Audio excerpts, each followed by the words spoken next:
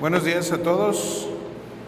Saquen su Biblia, préndanla, bájenla, lo que tengan que hacer. En Jueces capítulo 4, por favor. Hoy vamos a revisar Jueces 4 y 5. Vamos a ver la historia de Débora y Barak. Y la idea central de lo que vamos a platicar es que Dios cumple sus propósitos soberanos usando a quienes responden su llamado en medio de un pueblo que muchas veces no lo hace. Entonces, como ya lo hemos dicho, el héroe es Dios, quien va a levantar a alguien y va a darle a ese alguien algo extraordinario para que ese alguien salga y haga para lo que Dios lo levantó. Señor, te damos gracias en esta tarde por la bendición de tener tu palabra, de poder escudriñarla. Te ruego que me ayudes a exponerla adecuadamente para el beneficio y edificación de todos los que la vamos a escuchar. Te damos gracias en el nombre de Jesús. Amén. Hay textos que en lugar de escucharlos, los usamos. Que en lugar de estudiarlos, los usamos. Y es de la manera, este mal hábito, es de la manera en que hay cristianos que dicen, sí, como dice la Biblia, ayúdate que yo te ayudaré. Entonces, eso no dice la Biblia. No, pero ya lo están usando. No lo han estudiado, no han checado realmente qué dice, pero ya lo están usando. Y lo peor es que en muchos casos tomamos ciertos versículos como banderas para posturas modernas, para defender posturas modernas, o como trincheras para reaccionar contra ellas. Olvidamos hacer la pregunta más importante: ¿qué quiso decir Dios cuando inspiró ese texto? Tenemos que desechar la idea de que la Biblia tiene muchas interpretaciones. Eso no es verdad. Eso es un grave error teológico. La Biblia quiere decir algo. Y nuestra tarea como estudiantes de la palabra de Dios es encontrar qué es ese algo que Dios nos quiere decir. Jueces 4 y 5 suele ser uno de esos pasajes que algunos utilizan para justificar ciertas cosas. Por ejemplo, el pastorado femenino, o para empujar dentro de la iglesia una agenda feminista. Otros, por reacción, tratan de minimizar a Débora como si su liderazgo fuera un error, una vergüenza o un plan de emergencia que Dios toleró porque no hubo nadie mejor que respondiera. Y las dos posturas están mal. La Biblia no trae arriba a la mujer y mucho menos trae abajo a la mujer. La Biblia no trae arriba al hombre y tampoco lo trae abajo. La Biblia lo que nos enseña es quién es Cristo, quién es Dios y cuál es su plan de redención para nosotros y nuestra situación como seres humanos, o perdidos o salvos. ¿Me explico? O perdidos o salvos. Entonces, el texto no necesita que lo usemos ni que lo protejamos con ideas que no dice. Necesita que lo leamos con su propio contexto. ¿Podemos ir a la Biblia y hacerle preguntas? Sí. Pero sin pasar por alto las mismas preguntas que la Biblia nos plantea a nosotros. Sin pasar por alto lo que la Biblia me está diciendo a mí. Esto quiere decir, y puede llegar a pasar, que lo que la Biblia te responda te guste o no te guste. ¿A quién le ha pasado eso? Que la Biblia te responde cosas que tú dices, eso no me gustó, hay que cambiarlo. Pero la palabra de Dios no la podemos cambiar.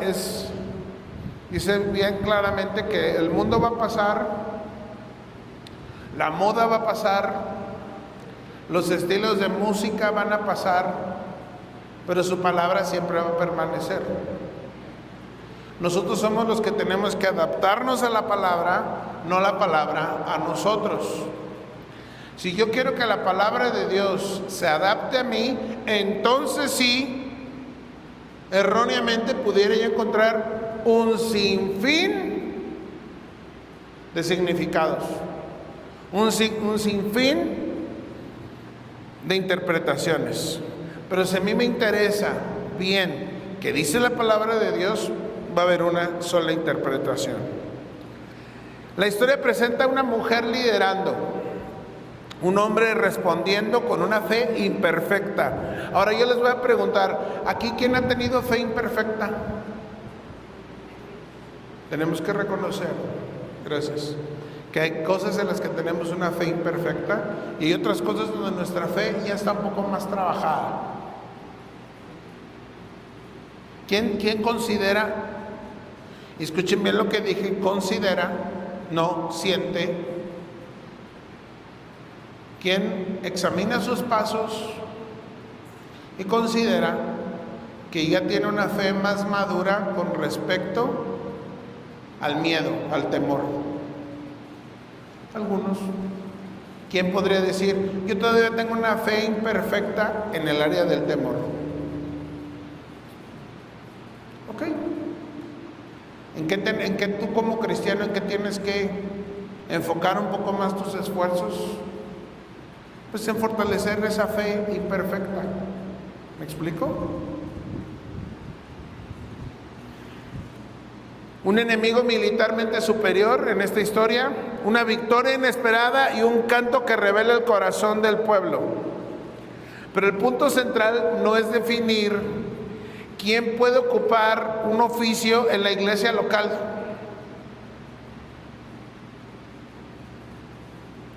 El punto es mostrar que Dios hace con su pueblo cuando espiritualmente está inconsistente y cuando Dios quiere restaurar a su pueblo y cuando Dios quiere llamar a su pueblo a la santidad y cuando Dios quiere liberar a su pueblo. De eso se trata ese texto. Por eso este mensaje lo debemos de caminar con dos cuidados. Uno, no usar a Débora para abrir una puerta que el texto nunca construyó. Y tampoco disminuirla para proteger una postura que este pasaje tampoco está discutiendo. La pregunta que debe gobernar nuestra lectura el día de hoy no debe de ser ¿cómo uso este texto para defender mi postura? Sino, ¿qué revela este texto sobre Dios, sobre su pueblo y sobre nuestra respuesta a los llamados que Él nos hace? Y te quiero decir algo, Dios cumple su propósito soberano usando a quienes responden a su llamado. Y Dios ha elegido personas en diferentes momentos, en diferentes lugares, para responder a su llamado. En medio de un pueblo que muchas veces no responde a su llamado. Y seguramente que Dios te ha dado llamados específicos a ti, a los que has respondido y otros a los que no has respondido.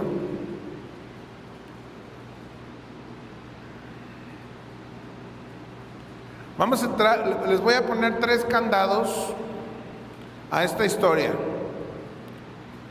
porque conviene dejar claros algunos límites sanos en la interpretación. Hoy vamos a interpretar juntos. Y estos candados no apagan al texto, sino que lo protegen de que nosotros le vayamos a poner cosas que no van. ¿Ok? Punto número 1. Jueces 4 y 5 tiene un tipo literario histórico narrativo. Si estás tomando notas, apunta esto. Jueces 4 y 5 tiene el tipo literario histórico narrativo.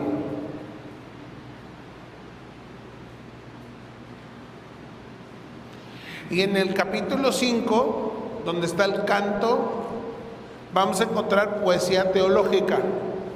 Entonces en el 4, histórico narrativo. Y en el 5, poesía teológica. ¿Estamos claros con esto? Jueces 4 narra lo que pasó. Jueces 5 nos presenta un canto que interpreta espiritualmente lo que sucedió. Segundo punto. Describe un acontecimiento en Israel. ¿En dónde? ¿En qué año?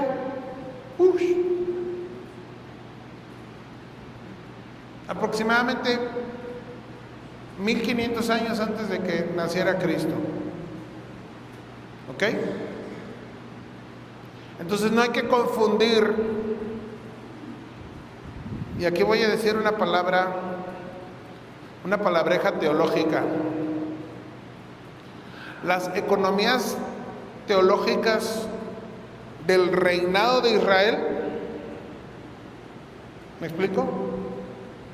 O sea, ¿cómo? ¿Qué comen? ¿Cómo lo comen? ¿Cómo lo preparan?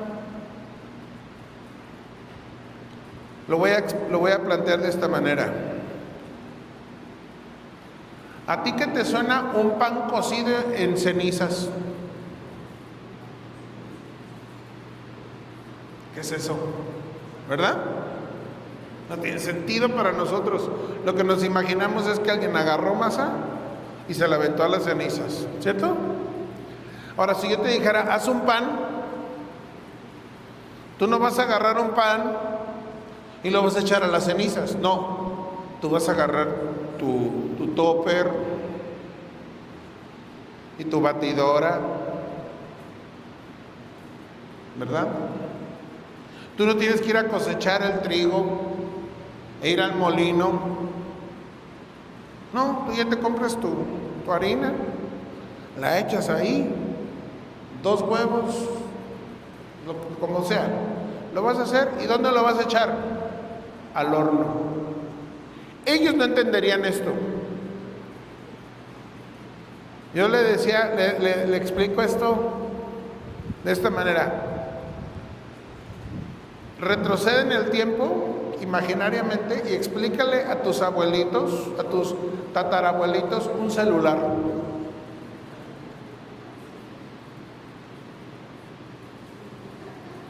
¿Cómo le harías? Es que es como que, pues imagínate la espátula con la que volteas los huevos, abuelita, pero imagínatela, pero con un vidrio y con figuritas ahí. Lo que tú le estás planteando a tu abuelita, no se va a poder imaginar un celular, ¿cierto? ¿Cómo suceden las cosas en Israel? No las podemos traer a cómo suceden las cosas en la iglesia. ¿Me explico? En el Nuevo Testamento tenemos instrucciones claras para la era de la iglesia en la que nos encontramos de cómo hacer iglesia. De modo que en esta iglesia no hay un rey, no hay un rey Daniel y mis hijos los príncipes, ¿verdad que no? Hay un pastor. Ahí está el modelo de rey, aquí está el modelo de un pastor, que es un cristiano más, que no flota, no tiene superfuerzas, no es adivino, aunque algunos creen que adivino, pero no. David, ¿dónde está David? No tengo nada. Es más, le voy a la América para que vean un defecto en mí. Es un cristiano más con una responsabilidad que Dios me ha dado de cuidarlos y de enseñarles a ustedes. Yo no voy a traer el modelo de rey a la iglesia, no sirve, no funciona, no va. ¿Me explico?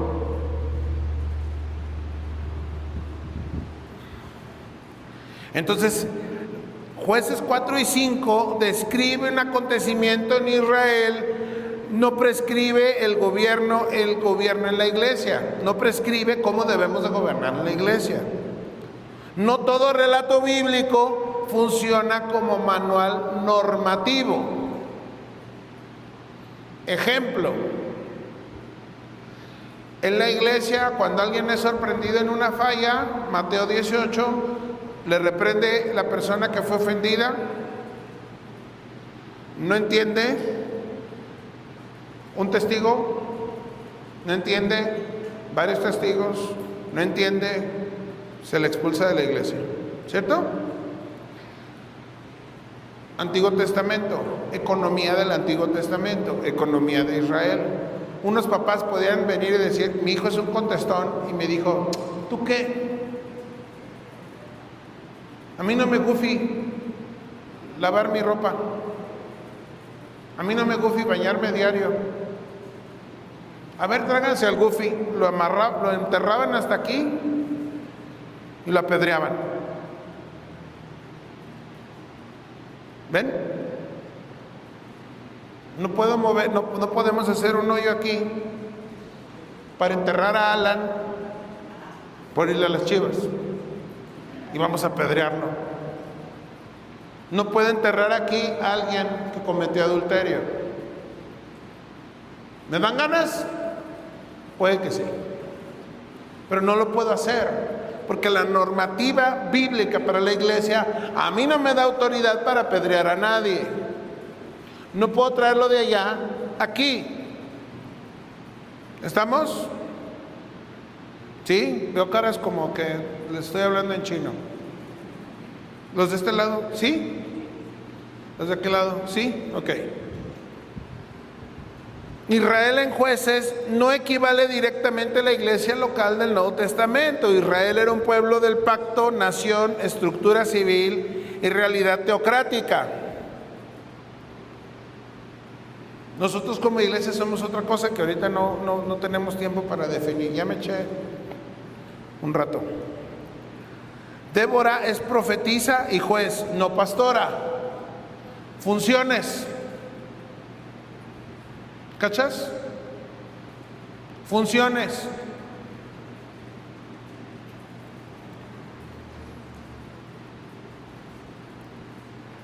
No era pastora, no era anciana, ni sacerdotisa.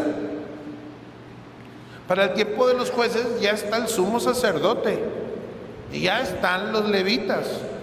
Y Débora, aunque tiene un liderazgo reconocido y de peso, no es una sacerdotisa. Hay que entender que era Débora. ¿El texto honra su función? Sí, y nosotros honramos su función, pero no la traslada el oficio pastoral neotestamentario.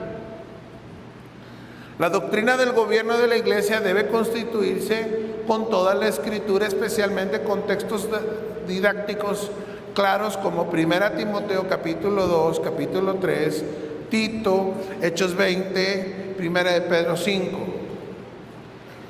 Ese es un marco legal, por así decirlo, que nos enseña cómo hacer iglesia, para que no haya de que no, pues yo ya no quiero ser pastor, a mí mejor díganme apóstol. No, a mí no me gusta eso de apóstol, a mí mejor díganme patriarca. No, patriarca sí, muy aburrido. A mí díganme arcángel. No, a mí no me gusta que me digan arcángel, a mí mejor dime cuarta bestia. Pues lo único que tienes es lo bestia. ¿Me explico? La doctrina no se construye con inferencias vagas, ni con excepciones narrativas, sino con una enseñanza clara y armónica de toda la Escritura.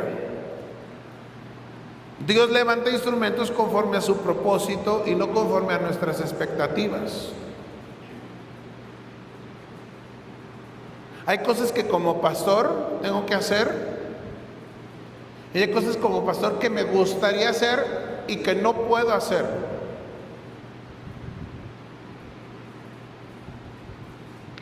¿Me explico? Me gustaría formar un grupo tipo los Vengadores que patrullan las casas de las iglesias y meter a los adolescentes contestones al cuartito oscuro 2 minutos y pa. ¿Verdad que vas a obedecer a tu mamá? Sí, pa. ¿Verdad que ya vas a lavar los trastes? Sí, pa. Y si regresas, como dijeron las hienas del Rey León, te matamos. No puedo hacer eso porque soy un pastor. ¿Cachan? Entonces las iglesias no pueden hacer lo que se les ocurra, y ese es un grave peligro el día de hoy. A mí Dios me reveló que sí puedo hacer mi grupo de Batmans. Qué miedo. A mí Dios me reveló esto, a mí Dios me reveló aquello, pero está claramente en la Biblia que sí y que no. Y si a ti Dios te reveló que hagas algo que la Biblia dice que no, quédate solo. Veíaslo allá, tú vete a una montaña y allá tú hazlo solo, pero no nos involucres en eso. ¿Me explico?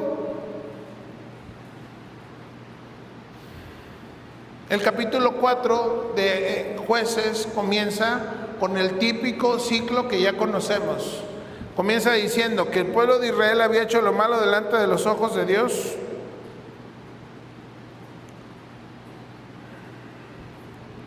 Después de la muerte de Ahod, los israelitas volvieron a hacer lo malo delante de los ojos del Señor. Pero el Señor los dejó caer en mano de Jabín, el rey cananeo que reinaba en Hazor. El capitán del ejército enemigo se llamaba Sisara y vivía en Jaroset de Goyín. ¿Qué ha hecho ahorita el capítulo?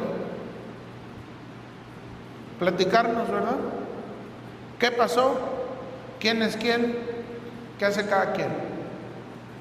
Verso 3: los israelitas clamaron al Señor para que los liberara, pues Jabín tenía 900 carros de hierro. Durante 20 años había oprimido cruelmente a los israelitas. En aquel tiempo, y hace como un corte la narración, en aquel tiempo gobernaba a Israel una profetisa llamada Débora, que era mujer de Lapidot. ¿Qué quiere decir de Débora?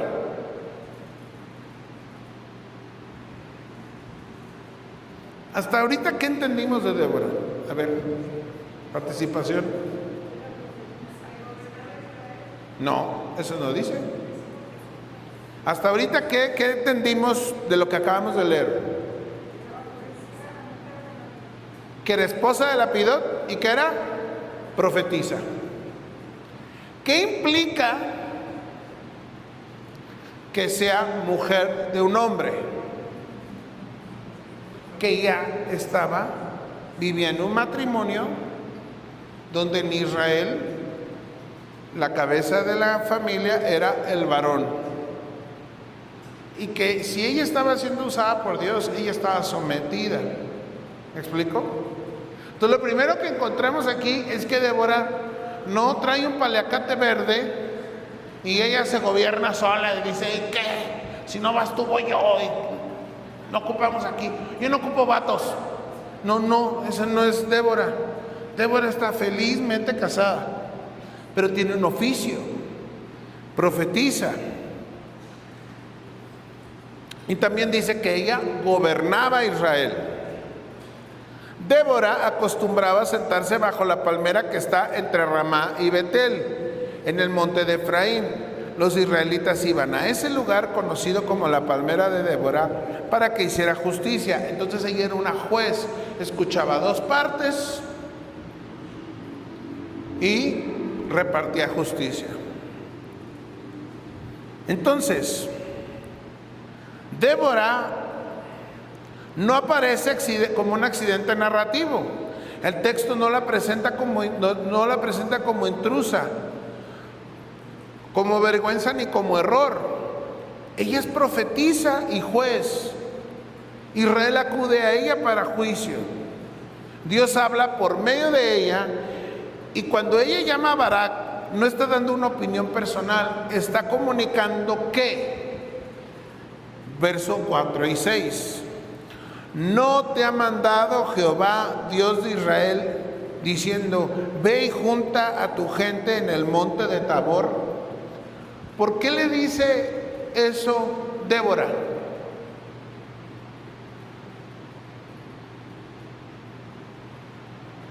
¿Por qué le dice Débora eso a Barak?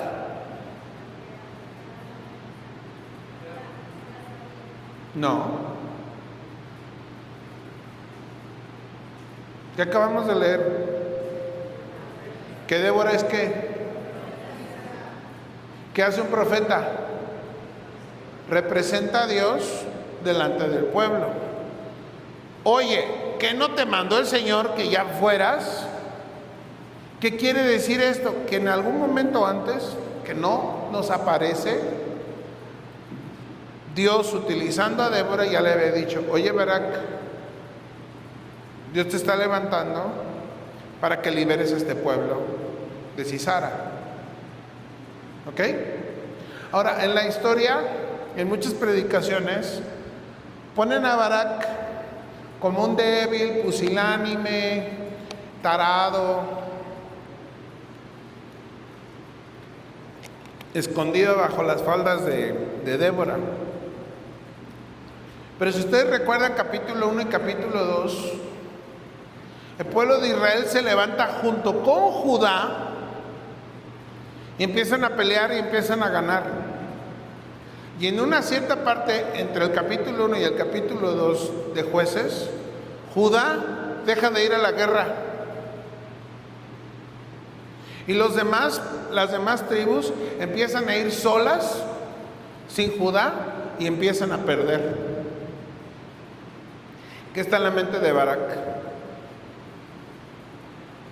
Ese momento. ¿Me explico? Él está diciendo, él como líder del ejército está dudando. Como les dije hace rato, porque tiene una fe imperfecta.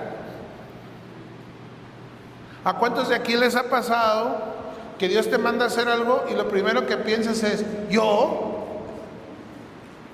No, pero si yo no sé esto, yo no sé aquello, yo no tengo dinero, yo no esto, yo no aquello, Esa es una fe imperfecta.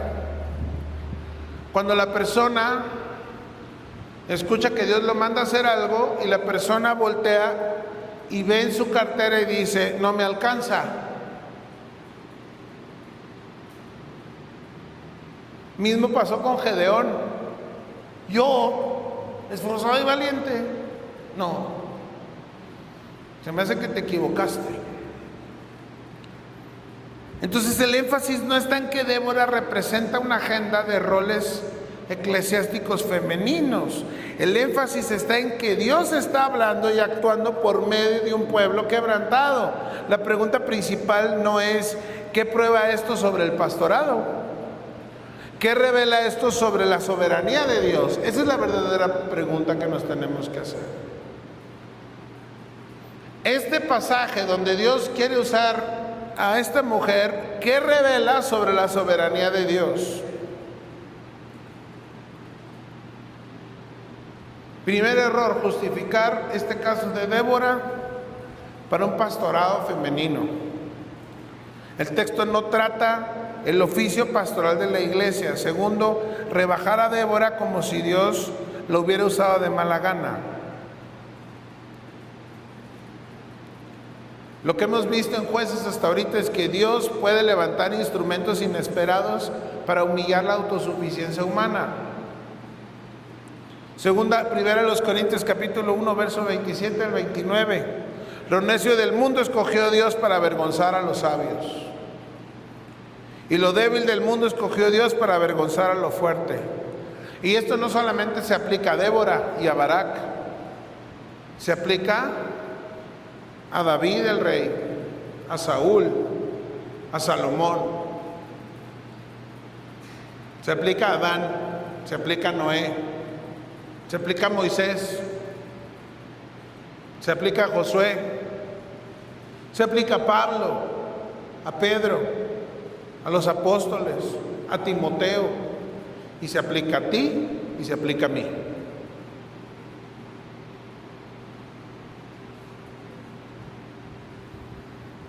Dios no está limitado por nuestras categorías. No, pero es que es hombre, no, pero es que es mujer, no, pero es que es blanco, no, pero es que es moreno, no, pues que es chaparro, no, es que nada de eso. Ni tampoco por nuestras expectativas. Él usa a quien quiere para cumplir lo que Él ya decidió. Iglesia, por favor, paremos de defender sistemas humanos como si Dios dependiera de ellos. Un error muy común de estos sistemas humanos es que en la iglesia necesitamos a un grupo de alabanza para que el grupo de alabanza traiga la presencia de Dios. Eso es una absoluta y garrafal mentira. Dios no necesita que haya piano, guitarra, bajo, guitarra, un montón de coro para decir, ahora sí ya desciendo. Y que Dios necesite que estos vivan en absoluta santidad, porque si estos no están en absoluta santidad, se amuelan los demás. Eso no dice la Biblia. Yo no sé a quién se le ocurrió, y entonces comenzaron a elevar a los músicos. Es que ustedes traen la presencia de Dios. Dame un versículo que diga eso. Jesús dijo, donde estén 2 o 3 reunidos en mi nombre, yo voy a estar ahí. Dios habita en medio de la alabanza de su pueblo. ¿Dónde está la alabanza? ¿Aquí o allá? ¿O en todos lados? ¿O aquí y allá? ¿Me explico? Hay un chorro de sistemitas que nos pueden servir, pero los elevamos.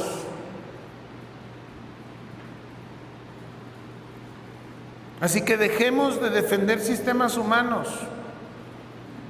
Como iglesia queremos reconocer que Dios gobierna, llama, habla, actúa. Cuando Dios decide cumplir su propósito, no le va a pedir permiso a nuestras expectativas. Pero tampoco podemos convertir cada instrumento de Dios en una norma para todos los oficios de la iglesia. Si no, imagínate yo juntando babas todos los domingos para orar por cada uno de ustedes. Abre la boca. Con una maceta de aquí con tierra, porque tengo que escupir y hacer lodo y embarrarte los ojos, porque así le hizo Jesús. ¿Me explico? Gracias a Dios el Señor a uno le escupió en la boca, a otro le puso baba con tierra en los ojos, a otro le dijo, ve y muéstrate al sacerdote, a otro le dijo, lávate, a otro le dijo, ya está hecho, a otro le dijo, levántate. ¿Me explico?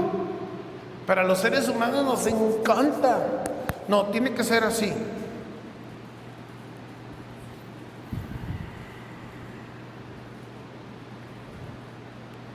Barak suele ser leído como cobarde absoluto o como héroe sin sombras.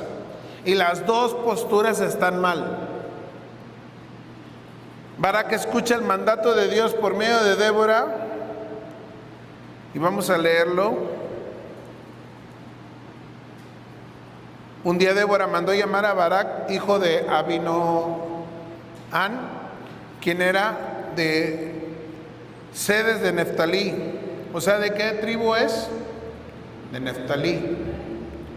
Cuando Barak llegó a ella, le preguntó, el Señor y Dios de Israel te ha dado una orden, ¿no es verdad? Te ha dicho, ve y reúne a tu gente en el monte Tabor, toma 10,000 hombres de tu tribu de Neftalí y también unos cuantos de la tribu de Zabulón. Yo voy a hacer que Sisara, el capitán del ejército de Jabín, vaya al arroyo de Sison con sus carros y su ejército, y allí lo entregaré en tu mano. ¿Quién está diciendo que va a tomar la victoria? Dios. Yo voy a hacer que este cuate vaya y se meta ahí, y yo te lo voy a entregar en la mano.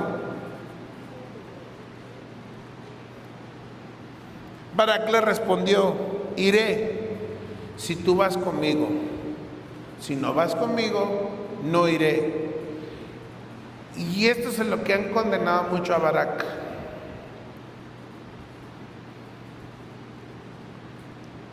Hebreos 11, 32 al 34 dice: ¿y qué más digo?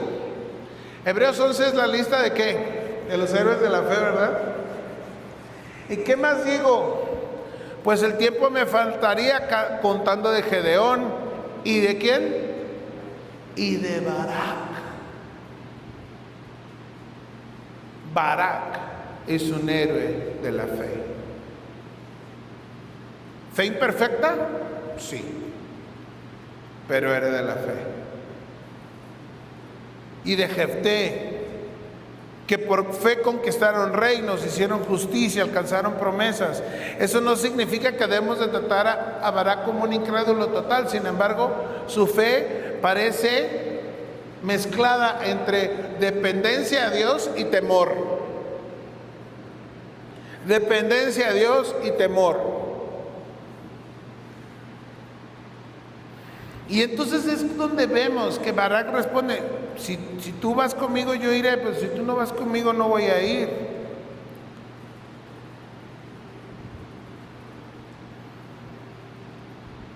¿Por qué le dice a Débora: si tú vas conmigo yo voy, y si tú no vas conmigo yo no voy? Se los voy a plantear así. ¿Por qué Samuel le dice a Saúl: espérate tantos días y en la mañana yo voy a estar ahí? Y eso no lo vemos mal, ¿verdad? Que él se haya esperado. Bueno, de hecho no se esperó. No vemos mal que los varones de Israel le digan a Josué: si Dios está contigo como estuvo con Moisés, nosotros vamos a estar contigo y nosotros vamos a ir contigo. Pero sí vemos mal que este cuate, con una fe incompleta como la de todos nosotros, reconoce en Débora un ministerio, un oficio. Ella es la profetisa, ella es juez, Dios habla a través de ella. Yo quiero que ella esté sentada en mi mesa cuando tomemos decisiones. Porque si Débora hubiera sido hombre y Barac le dice: yo no voy si tú no vas conmigo, no lo hubiéramos visto mal. Pero como ella es mujer, qué inútil vato, mandilón.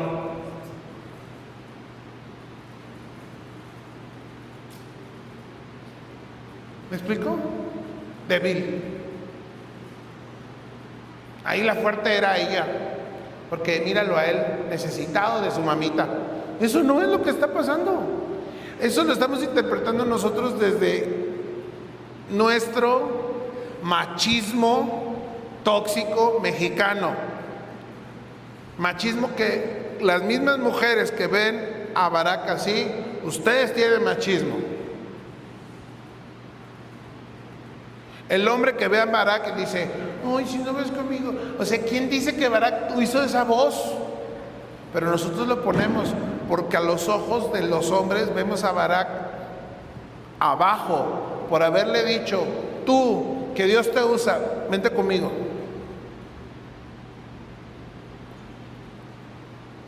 Además de que esto es común.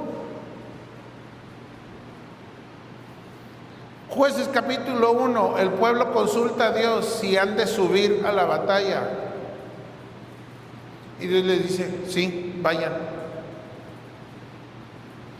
2, recordemos que en el libro de Jueces había muy poca palabra de Dios y cada quien hacía lo que quería. Barac no quiere hacer lo que él quiera y le dice: tú juzgas, Dios te usa, vente conmigo. ¿Ven la diferencia? ¿Ven la diferencia de ver lo que dice la Biblia y no lo que yo quiero ver. Barak obedece, pero necesita la presencia de Débora como apoyo. Hay fe, pero no una fe plena. Hay obediencia, pero no una obediencia robusta. Débora acepta ir, pero anuncia que la victoria, la gloria de la victoria ya no va a ser para Barak. Y eso prepara esta afirmación de Débora. No le está diciendo, ok, como yo voy a tener aquí contigo, la gloria ya no va a ser para ti, va a ser para mí. Ahí no está diciendo eso Débora. Solamente le está diciendo, la gloria ya no va a ser para ti. ¿Pero por qué? ¿Porque va Débora o porque no obedeció cuando debía haber obedecido en primera instancia?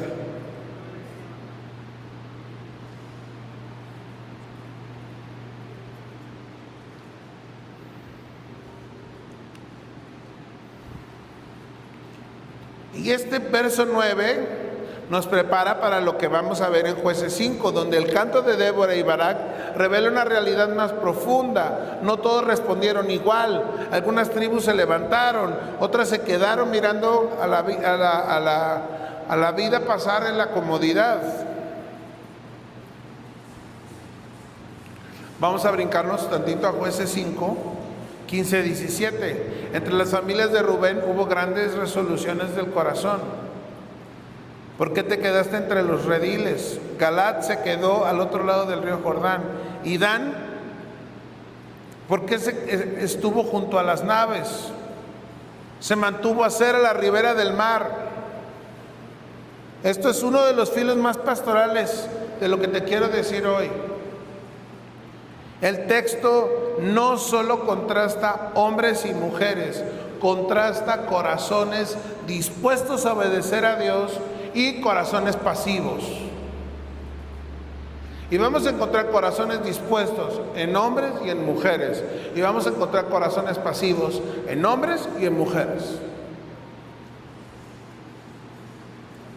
Algunos de ustedes se van a levantar en una batalla contra el pecado. Se van a levantar de madrugada a orar. Otros no. Algunos de ustedes van a obedecer y van a ser valientes en educar a sus hijos en justicia, en honor, en disciplina del Señor. Y otros van a ser pasivos y van a dejar que sus hijos crezcan como ramitas del monte. Unos van a arriesgar todo por obedecer al Señor. Y otros van a quedarse observando. Algunos van a obedecer, otros se van a quedar. Y cuando digo quedar no me refiero al rapto. Abro un paréntesis. Deja de autoamenazarte o de amenazar a los tuyos de que si no obedecen se van a quedar en el rapto. Mi hermano, si tú ya eres cristiano, si tú ya eres algo en Cristo, tú no te vas a quedar en el rapto.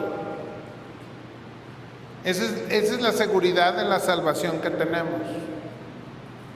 No pierdes tu salvación. Si no pierdes tu salvación, cuando Cristo venga por los suyos, tú te vas a ir con Él. Aunque le vayas a las Chivas y al Cruz Azul. Dios ama a su iglesia. Y tal vez tú digas, pero es que yo todavía, sí, porque Él es el que nos va a glorificar, Él es el que va a terminar la obra. Un segundo antes de tu muerte, tú vas a tener que seguir luchando contra tu carne. Un segundo después de tu muerte, ¡pum!, se acabó la lucha. ¿Me explico? Entonces, si alguien te anda amenazando con que te vas a quedar, dile, yo tengo seguridad de salvación, el que se va a quedar eres tú. Santiago 1:22 dice, sed hacedores de la palabra y no solamente oidores, engañándoos a vosotros mismos. Jueces capítulo 4 nos enseña de personas comunes y corrientes a las que Dios va a llamar, y a algunos le van a decir, ¿ahorita? O sea, ¿tiene que ser ahorita? Es que estoy justo a punto de cerrar un negocio. Es que Jesús también confronta la diferencia entre decir y hacer. Mateo 7:21. No todo el que me dice Señor, Señor entrará al reino de los cielos, sino el que hace la voluntad de mi Padre que está en los cielos. Dios no mide solamente tu posición externa, tu título o tu cercanía con el pueblo de Dios. Dios también va a exponer tu respuesta. Y aunque vas a ser salvo, vas a comparecer delante del tribunal de Cristo. Y te va a decir, ¿qué hiciste con los dones? ¿Qué hiciste con los talentos que te di? A ti te di 5 talentos, a ti 10, a ti te di 1. Ay, Señor, es que tuve miedo y lo escondí. No vas a perder tu salvación, pero vas a entrar al reino de los cielos con las nachas bien rojas de una buena nalgada que te va a dar el Señor. ¡Ándele! En buen español te va a decir, métase para adentro. Como las abuelitas de antes.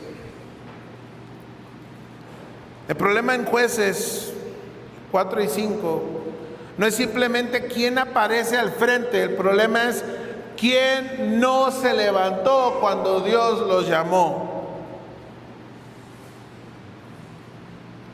Jueces 4:14. Levántate, porque este es el día que Jehová te ha entregado a Sisara en tus manos. ¿No ha salido Jehová delante de ti? El centro de la historia entonces no es Débora, no es Barak, no es Jael. El centro es Dios. Cuando Dios llega al momento decisivo, lo único que les dice a ellos es, yo ya te lo entregué, levántate.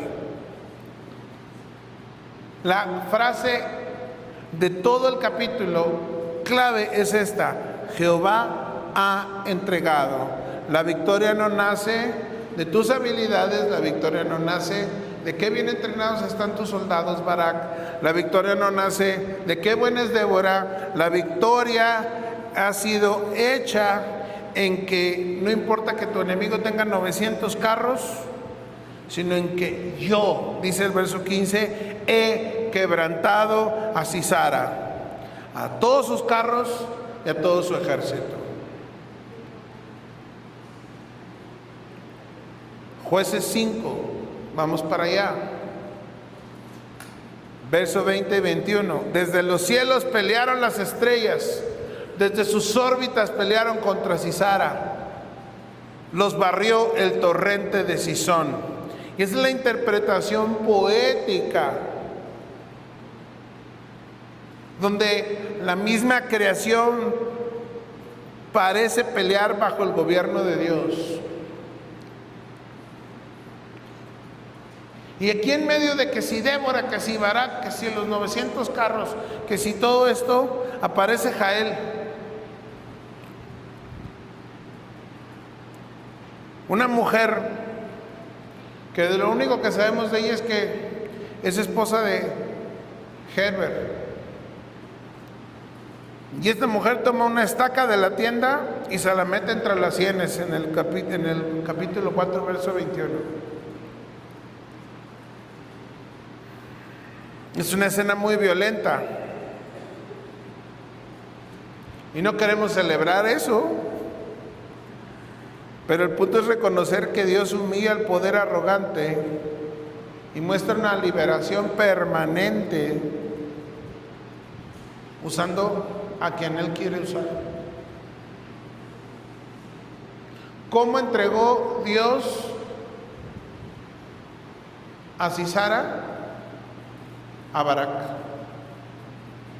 con un hoyo en la cabeza. Imagínate la escena. Baja Barak, todo lo que pasó, y le dicen, capitán, aquí le traemos a Sisara. Y se lo traen en bulto y dice, ¿qué pasó? El Señor dijo que nos los iba a entregar, pero a ver, ¿qué pasó? Y el cuate trae un hoyo de 4 pulgadas en la cabeza. ¿Qué dijo Barak? Gloria a Dios. Cumplió su palabra, nos la entregó. Se acabó la historia. ¿Quién se llevó la gloria? Dios. Se cumplió lo que dijo Débora. Tú no te vas a llevar la gloria.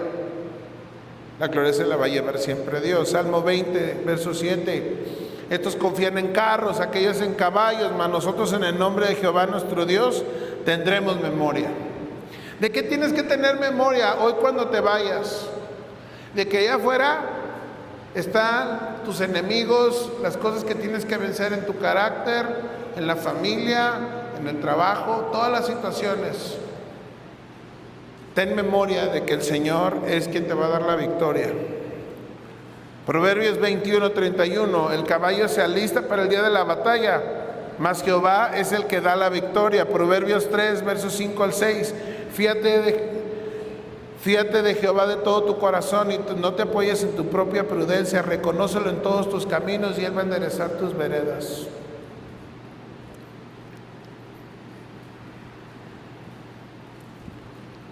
Débora fue una mujer piadosa, sabia, levantada por Dios en un momento crítico de Israel, pero su función como juez y profetisa es en una nación teocrática, y eso no lo podemos trasladar al oficio pastoral de la iglesia del Nuevo Testamento.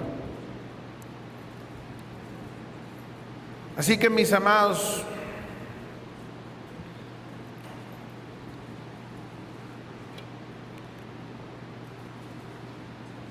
te quiero hacer una pregunta. ¿Qué vas a hacer cuando Dios te llame? ¿Qué vas a hacer cuando Dios te llame?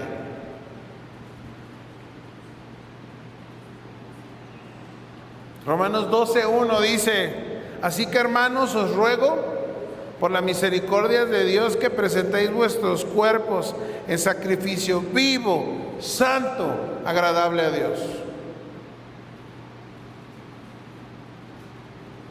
Esa es la manera de responder a lo que Dios te llame, presentando tu cuerpo en sacrificio vivo, santo, agradable a Dios.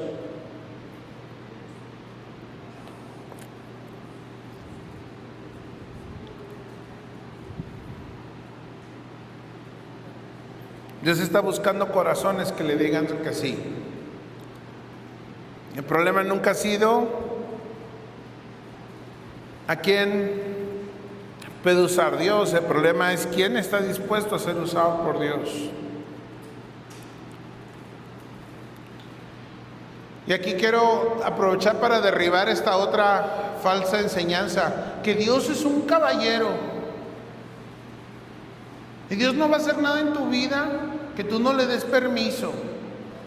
Esa es una aberración y esa es una mentira. Dios es soberano, Él no necesita pedir permiso de nada. Suyo es el cielo, la tierra, los montes, los océanos, es todo suyo, tú eres suyo. Es una cuestión de madurez de tu parte, de mi parte, responder a Dios a la altura.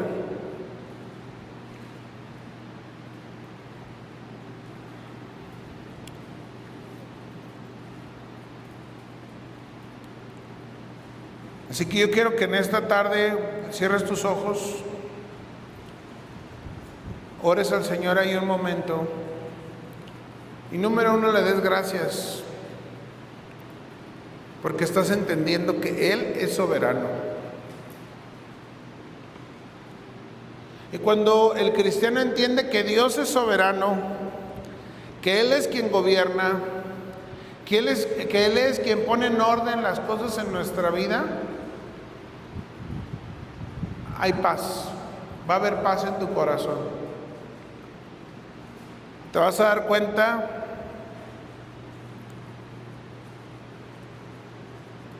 que si Dios te ha prometido que si Él alimenta a los pájaros, ¿cómo no te va a alimentar a ti? Si Él ha vestido los lirios del campo, ¿cómo no te va a vestir a ti?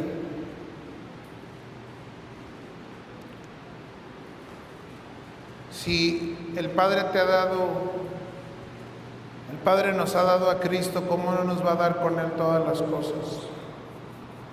Todas las cosas conforme a su voluntad. Y entonces hay paz, hay gozo en entender que Dios en su voluntad buena, agradable y perfecta, lo que tienes hoy, Dios te lo ha dado, y lo que no tienes hoy, Dios en su hermosa, buena, agradable y perfecta voluntad no te lo ha dado. Tienes que sentarte en esta pila gigantesca de bendiciones que Dios ya te ha dado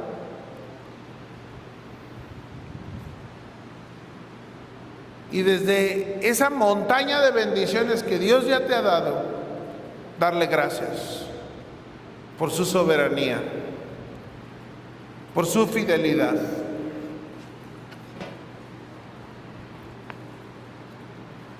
Porque Dios cumple sus promesas y Dios te ha cumplido sus promesas.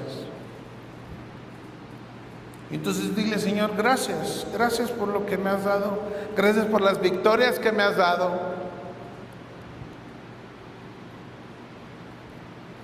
Y Señor, te ruego que me entregues la victoria en tu tiempo, como tú lo quieras procesar en mi vida. Esas victorias que todavía me faltan adelante. Ahí en tu lugar dile: Señor, yo dependo de ti, reconozco que dependo de ti y hoy quiero obedecer en las cosas que tú quieres que yo obedezca, no nada más en las cosas que yo quiero obedecer.